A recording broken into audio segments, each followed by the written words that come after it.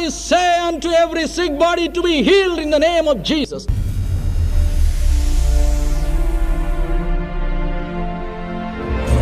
வேதம் சொல்கிறது, The Bible says, அவர் தாமே நம்முடைய பாடுகளை ஏற்றுக்கொண்டு நம்முடைய துக்கங்களை சுமந்தார். அவர் மிகுந்த ஐஸ்வர்யமுடையவராயிருந்தார். though he was so rich, தம்முடைய மிகுந்த தரித்திரத்தினாலே நாம் ஐஸ்வர்யவான்களாக மாறும்படிக்கு அவர் மிகுந்த தரித்திரம் உள்ளவராக மாறினார். அன்பு, love, அன்பு, love, இணையற்ற அன்பு. let not your heart be இன்று troubled. இரவு Tonight, இந்தியன் வார்த்தைகளை கேட்டுக் கொண்டிருக்கிற ஒவ்வொருடைய வாழ்க்கையில் உள்ள வேதனை நிறுத்த வேண்டும். இதற்காகவே நான் இயேசுவை ஏற்றுக்கொண்டேன்.